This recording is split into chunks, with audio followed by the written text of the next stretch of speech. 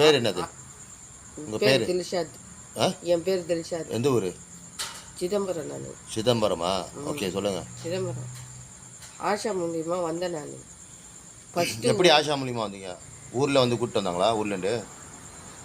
இல்லை, ஊரில் ஒரு ஏஜென்ட், நம்ம ஊர் ஏஜென்ட் ஒருத்தவர் இருந்தார். அவர் மூலியமாக தான் இவங்க ஆஷா தெரியும். ஓகே. அவங்க தான் கூப்பிட்டுட்டு வந்தாங்க. கூப்பிட்டு வந்து 2 மாடி உள்ளது, 3 மாடி 2 மாடி உள்ளது வீட்டு போய் ஃபஸ்ட்டு விட்டாங்க எனக்கு வேலைக்கு. எனக்கு அது முடியலன்னுட்டு அவங்களே என்ன சொன்னாங்க, உனக்கு சின்ன வீடாக பார்த்து போய் விட சொல்கிறேன், ஆஷாவை விட்டு நீ போ அப்படின்னாங்க.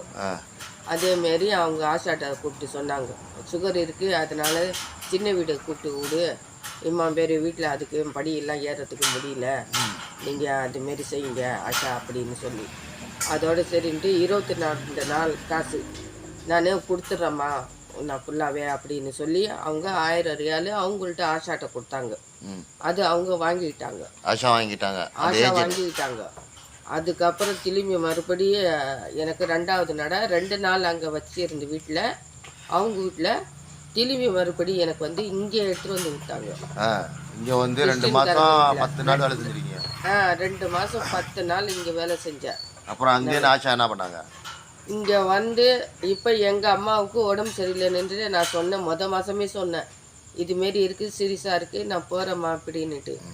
அதுக்கு இந்த கூப்பிட்டு போகிறேன்னு டூப்ளிகேட்டு டிக்கெட்டு போட்டு எனக்கு நீ வேலை செய்யுது போட்ட டிக்கெட்டு உனக்கு 25ஆம் தேதி டிக்கெட்டு நானே வந்து ஏர்போர்ட்டில் ஏற்றி விடுவேன், உனக்கு நல்ல மாதிரியாக ஏற்றி விடணுமா இல்லையா, நீ வேலை செஞ்சால் தானே நான் வந்து ஏற்றி விடுவேன், இந்த மாதம் வேலை செய்ய அப்படின்னு சொன்னதுனால நான் வேலை செஞ்சுக்கிட்டே வந்தேன்.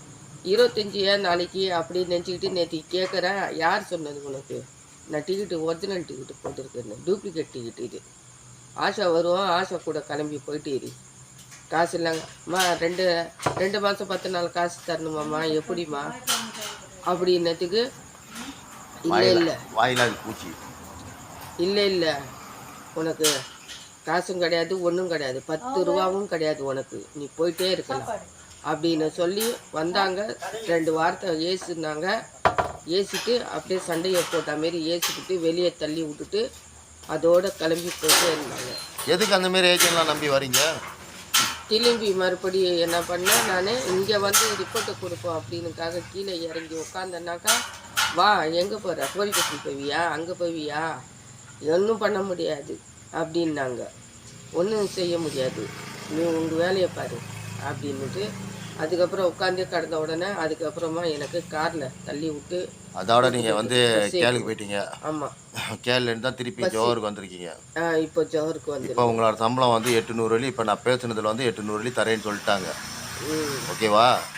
இப்போ உங்களுக்கு வந்து பயணை கட்டி ஊருக்கு அனுப்புறதுக்கு வந்து பணம் பத்தாது, ஃப்ளைட் டிக்கெட்டுக்கு காசு வேணும், என்ன பண்ண போகிறீங்க? மொத்தம் எவ்வளோ வருதுன்னு சொல்லுங்கள் சார். மொத்தம் எவ்வளோ வருதுன்னா அதான் முதல்ல நான் சொல்லிட்டேன், நீங்கள் திருப்பி என்னையே கேட்குறீங்க எவ்வளோ வரப்போகுதுன்ட்டு.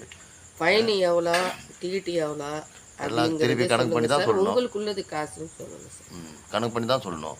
அதான் சொல்லுங்கள் சார். ஓகே. ரொம்ப பேர் வந்து ஆஷாவை நம்பி நிறைய பேர் வரீங்க. ஆஷா வந்து வளர்த்தியாக கருப்பாக துடவம் போட்டிருப்பாங்க, அவங்களும் ஒரு இந்து முஸ்லீம் தான். ஓகேவா?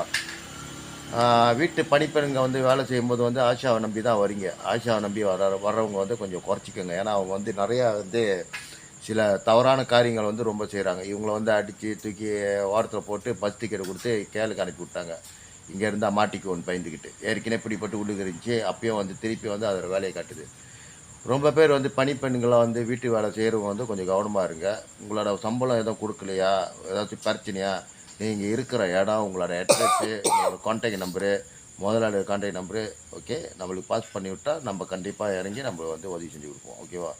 அதுக்கு வந்து சில விதிமுறைகளுக்கு அது கண்டிப்பாக வந்து நீங்கள் டைரெக்டாக கால் பண்ணி உங்களோட பிரச்சனைங்க சொல்லலாம். ஓகே, நன்றி, வணக்கம். இவங்கள மாரி பிரச்சனையில் மாட்டிக்காதீங்க. வணக்கத்தா.